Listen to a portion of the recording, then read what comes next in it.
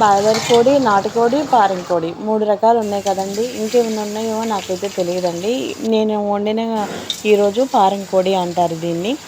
కొంచెం లావుగా దండిగా ఉందనుకోండి, అంటే కొవ్వు పెట్టి ఉందనుకోండి కోడి, చక్కగా కూర మాత్రం మనం అటు ఇటుగా వేసి కొంచెం తక్కువైనా సరే కూర కూర భలే టేస్ట్ వస్తుందండి, బాగుండిద్ది. ఎప్పుడన్నా సరే పారం కోడి వండి చూడండి. నాటుకోడి ఫ్లేవర్ ఎలా ఉంటుందో సేమ్ అలాగే ఉండిద్దండి, భలే ఉండిద్ది.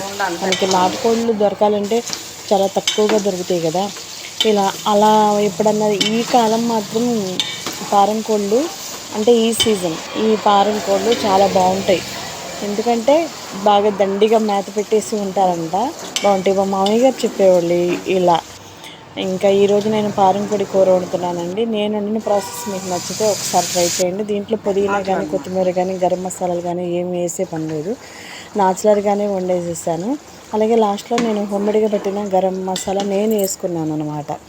బాగుండిద్దండి కూర. టేస్ట్ మాత్రం నాటుకోడి ఫ్లేవర్ టేస్టే వస్తుంది. దీంట్లో కోడిగుడ్లు వస్తాయండి. కోడిగుడ్లు నేను కోడిగుడ్డు తిన్ను, అందుకని దాన్ని విడిగా నేను ఫ్రై చేశాను వేరేగా. మళ్ళీ దీంట్లో కలపడం ఎందుకులే అనేసి కొంచెం విడిగా ఫ్రై చేశాను, బాగుంటుంది అది కూడా. అదిగోనండి, అది నేను ఫ్రై చేసింది. ఈ నాటుకోడి, ఈ పారం కోళ్ళకి గారెలు కానీ చేసుకున్నామంటే భలే టేస్ట్ వస్తుందండి.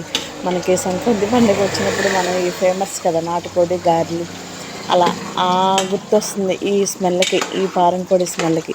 భలే ఉండిద్దండి, ఒకసారి ట్రై చేసి చూడండి. కొన్ని పారం కోడి వండి బాగుండిద్ది. థ్యాంక్ యూ సో మచ్ అండి. వీడియో చూడండి, నచ్చితే కనుక ఒకసారి ట్రై చేయండి.